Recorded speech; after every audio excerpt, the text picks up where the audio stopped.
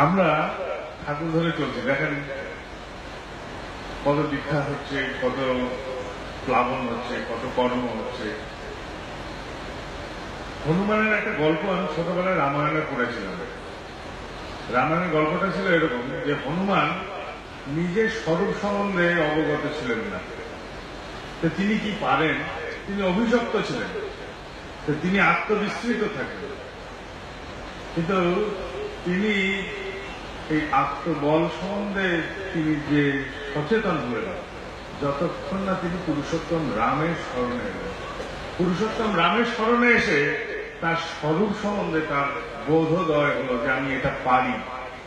তো আমরা যে এটা পারি, এই যে এই কর্মগুলো পারি, আমরা যে এই পারগতায় উত্তীর্ণ হতে পারি, এই যে এই প্যান্ডেল দেখছি, মাঠ দেখছি, ঘাট দেখছি, বাঘ দেখছি, মানুষ দেখছি, এই যে মানুষরা যেখানে এখানে সমবেত হয়েছে আমাদের গুরুকে ভালোবেসে, এই সমস্ত পারগতা, সমস্ত কিছুকে তিনি আমাদের জাগ্রত করেছেন।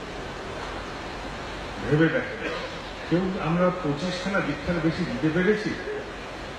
ভেবে দেখেন, আমরা আলস্যকে ত্যাগ করে উৎসবে গিয়ে চপ ভাজা মুড়ি ছাড়া, দু চারটে গসিপ ছাড়া আর কোনো কার্যক্রম নিয়ে আলোচনা করেছি?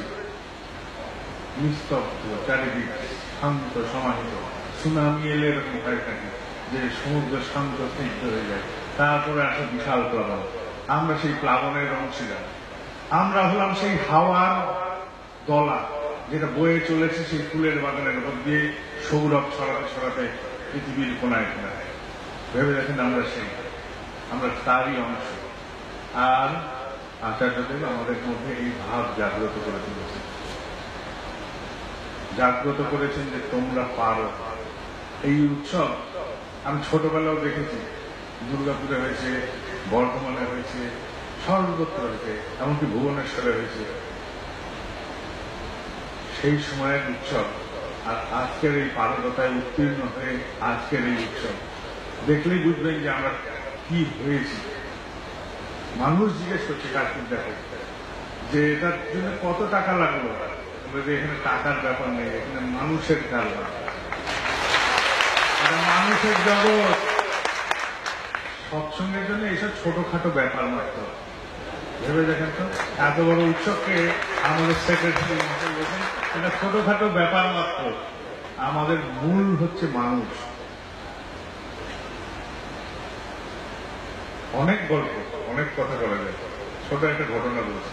এই যে বাঁকুড়ার কথা বললেন আমাদের শান্তিদা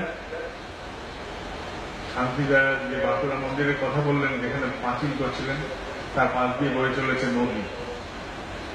সেই নদী তার ধারা দিয়ে মাটি ক্রমশ কেটে দিচ্ছিল।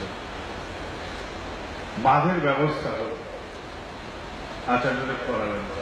সেখানে কর্মীরা, কোনো সরকারি সাহায্য নেই, তিনি করালেন বাঁধের ব্যবস্থা। সব বাঁধ হল, মায়েরা বলতে তাও নদী ধুয়ে আসছে।